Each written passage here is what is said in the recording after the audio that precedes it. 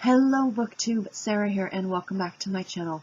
Today I'm coming to you with another author spotlight video, and today we're going to be talking about Susan Wiggs. So as per usual, I've got 3 books that I want to talk about by her, and I'll start off with saying that she's a New York Times bestselling author. She is a USA Today bestselling author. She got her start a long time ago, many years ago. She used to write for Harlequin for their category romance line. Now you'll often see a lot of her books are being re-released. At least I noticed as I go through Amazon and I look at the pre-orders, or not the pre-orders, but I look at the coming soon books for the Kindle, and I see a lot of her books coming up, and I'm like, well, I know she's not writing that many new books. But then when I go back and check, these are all re-releases with new covers being released by Harlequin of the books that she originally wrote. I think a lot for the Silhouette Special Edition line she wrote for. So they're re-releasing those, which is always super duper nice to be able to have access to those old books that she used to write. And I'm slowly trying to collect them all and read them. But the books I'm going to talk about are a bit newer, and I hope you guys enjoy this. So let's jump right in and get started. So the first book I want to talk about is one that I literally just finished this morning, as of the time of me recording this video. And that is The Girls of Mischief Bay, of course, by Susan Mallery. This book was fabulous, absolutely fabulous. She writes really, really great contemporary romance. She also writes really great women's fiction, and this is a story about 3 women. Nicole is in her late 20s, like she's on the cusp of turning 30. She is married. She owns her own business. She is a Pilates instructor, and she has a young son. And she is friends with 2 women who are older than her, but they're students at her school, which is how they all met, like her fitness teaching. And the one who's about 40 years old is Shannon, and she's a career woman. She's a CFO of a major corporation. She spent her whole life since leaving school climbing the corporate ladder, essentially, but never made any time to fall in love and have a family. And now that's what she's looking for. And then the third woman is Pam, and she is just turned 50. She's married. She's got 3 grown children. She's expecting a grandchild, and something horrific happens. These stories are all interconnecting, and they kind of play off of each other. None of the stories on their own, I feel, would have been enough to sustain their own novel, and I love the fact that she can put all 3 together because these women rely on each other so much. Even though there's such a big age gap that, like, Nicole is like the same age as Pam's daughter, essentially, they can still be friends and, have shared life experiences and what have you. And this book deals with some very, very heavy issues. Death, divorce, suicide, these are not light, airy topics. You look at the cover of that book and you wouldn't think that that's what some of the topics discussed in this book are. But it's done very, very well and very true to life, and parts of this book had me crying. I mean, it was so wonderful. It is the first in a series, the first of the Mischief Bay series. Do yourself a favor. Do not read ahead in the synopsis on the back of the books. Like if you're looking on Goodreads, just read the back of this one. Don't go ahead and read the next one because it will spoil this one. This is one of those series where you do kind of follow the characters. So if you read the back of the next ones, you're going to get spoiled for things that happen in this book. So, just fair warning, but absolutely recommend this one. Again, I just finished it. I loved it. I have the 2nd book in the series, and I'm really looking forward to getting to that one. So, the next book that I want to talk about is actually the first in the series, and I picked this one only because it's the first in the series. I have read about 10 of these books. I think there's over 20 now in this series. I don't know whether she's still continuing it or not. I haven't seen anything new since last summer. But I know typically she brings them out over the summer, so I'm not absolutely certain. But that is the Fool's Gold series by, of course, I always want to say the author's name, by Susan Mallery. And the first book is called Chasing Perfect. So this is a series set in a small town called Fool's Gold, California. It's at the foothills of the Sierra Nevada mountains, in case you're curious. And it is a town that is predominantly women. It's actually a really interesting concept in the first few books that they talk about this, that for some reason more women live in town than men. That's kind of the overall story arc that kind of goes throughout the series.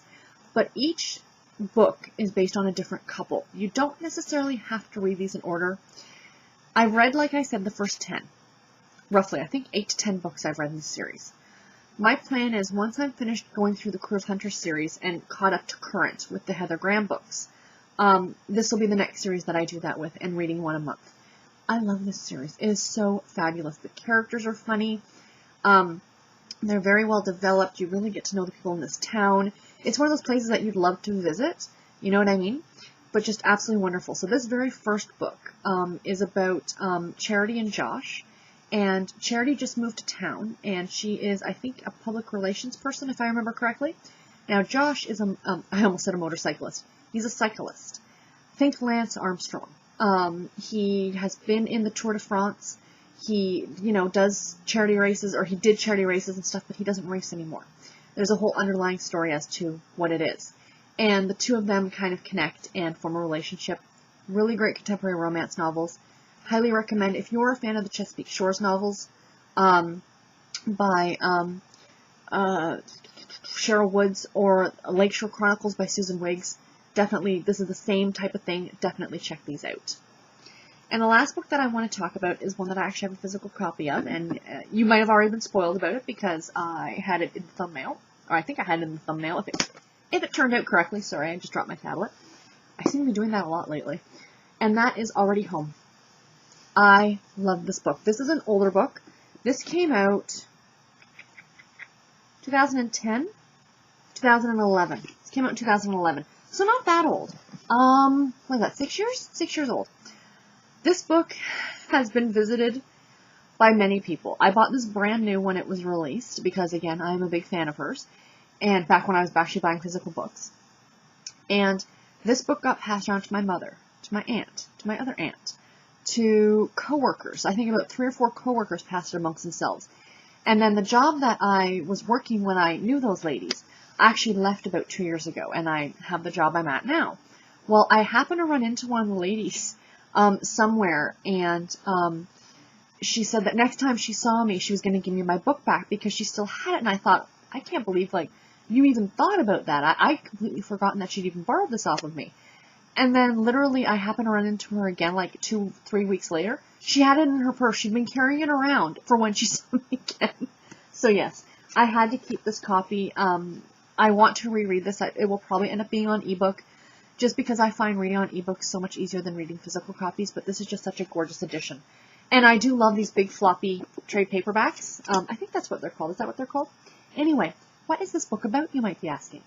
I'm going to read you the back of it because it'll be easier. So, after nearly a decade as a sous chef in a trendy eatery, Jenna is desperate for a change. She's supported her ex-husband's dreams for so long that she can't even remember her own, until she sees a for lease sign near her parents' home and envisions her very own cooking school. Her crash course in business is aided by a streetwise store manager and Jenna's adoptive mother. But just as she's getting a foothold into her new life, in walks her birth parents, aging hippies on a quest to reconnect with their firstborn. Now Jenna must figure out how to reconcile the free-spirited Serenity and Tom with her traditional parents, deal with her feelings for a new love interest, and decide what to do about her ex's latest outrageous request. In the end, Jenna will find out there's no perfect family and only the people we love. So again, it's called Already Home. Absolutely 100% recommend this one. I love all of her books. I'm not going to lie, but this is a standalone.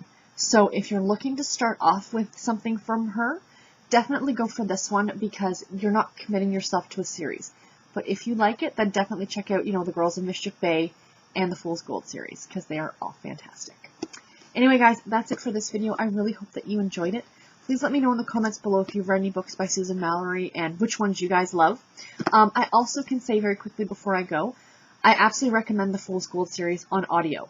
They are narrated wonderfully and they are absolutely fantastic.